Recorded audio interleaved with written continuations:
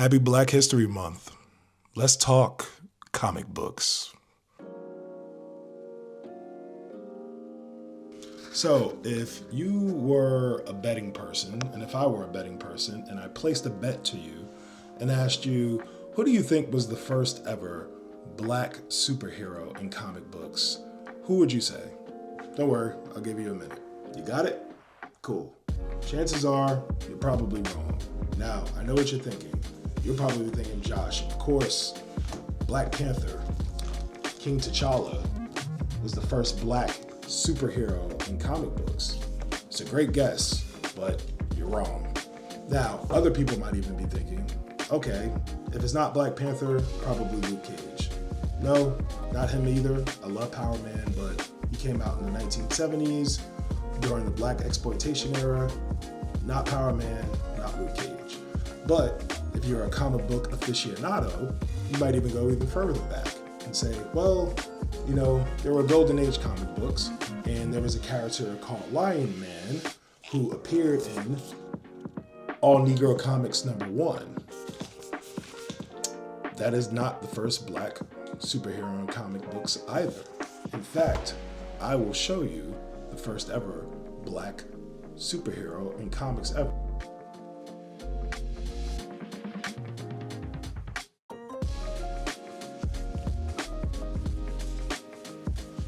It is that guy right there. Now, I know what you're thinking. Josh, is this a game? You just said the first black superhero in mainstream comics. So, Best Comics #1 was published by Best Publications in 1939. Issue 1 of Best Comics depicted the titular character of the Red Mask punching a white colonizer in the face as he drives up in his car. That's on the left-hand side of the book. And on the right-hand side of the book, you see the character of the Red Mask walking proudly and strong amongst his people who appear to be the indigenous people of the island. You know, and the Red Mask is dripped out in this pretty dope kind of like all-white suit with a top hat on and, you guessed it, a red mask on his face.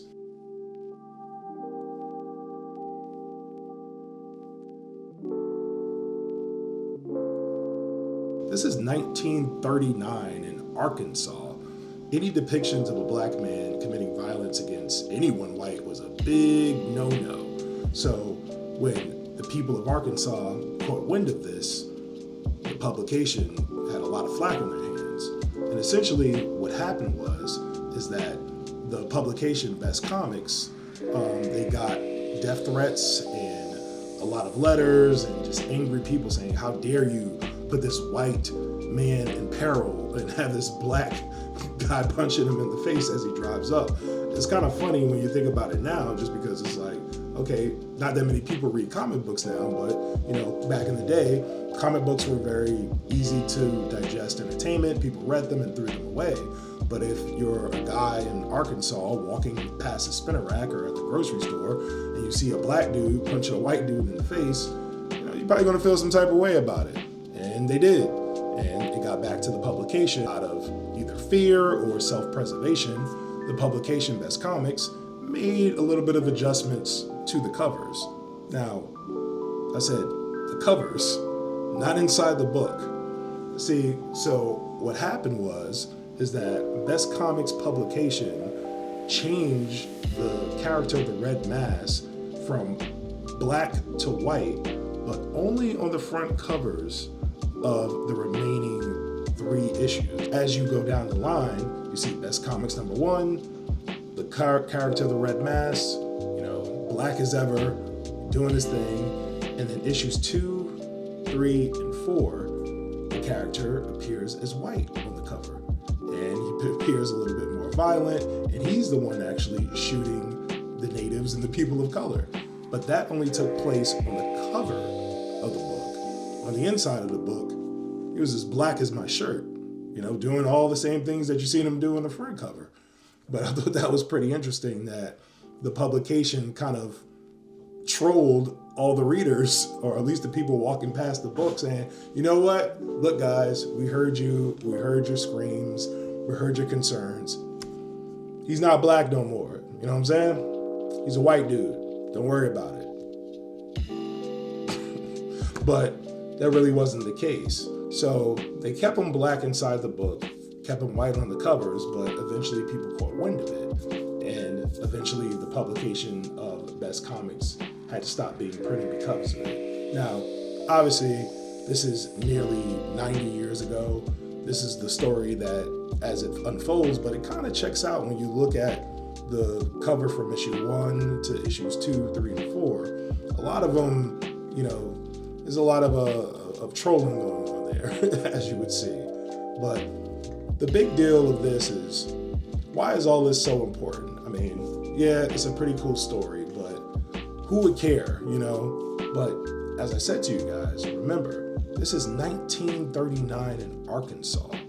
And when it comes to black people and how we were depicted in media, especially in movies and TV, if you ever seen us at all, and I think comic books were probably the biggest offenders of how they depicted black people. If you don't believe me, I'll show you. Now, I know exactly what you're thinking. Josh, that's cool. It's a great story about the Red Mask and everything, but surely things changed around from the 1930s into the 40s, 50s, and 60s. Not necessarily.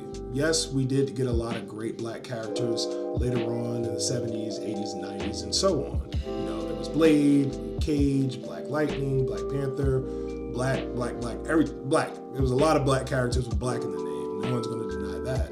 But there was a huge time period where black people just didn't control the images that were put on screen and on TVs and within comic books of our people.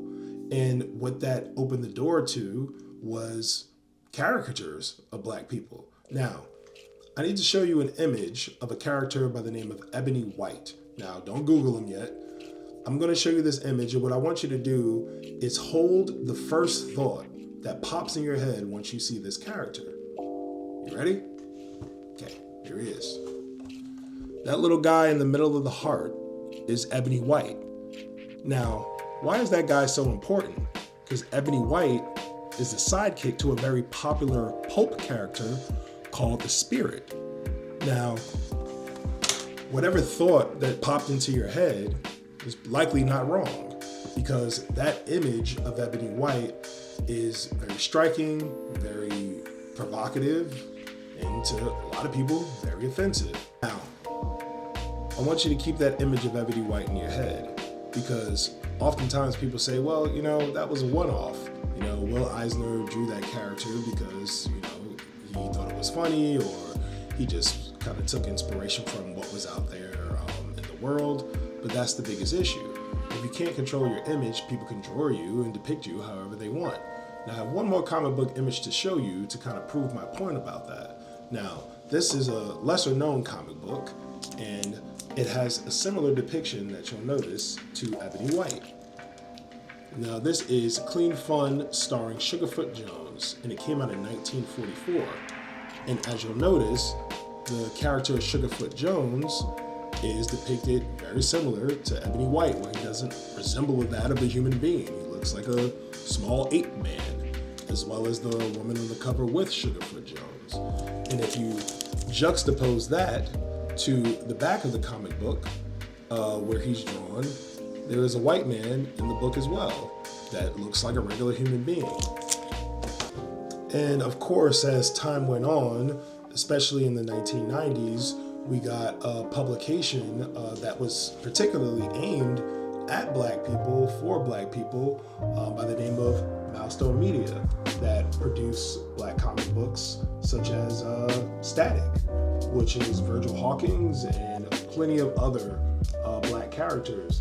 And as time continues to go on, there's going to be a whole slew of other characters within medium that positively represent black people.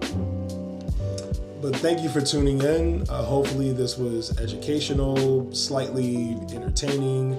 And I would encourage you too to, I don't know, maybe somebody has a very niche Black History Month story out there, like the first black person to discover an unknown species, which is a common joke within the black community that we don't discover anything because we're not going out into the wilderness or in caves looking for anything, which is true. We're not discovering anything of wildlife or anything like that. That's a bad joke.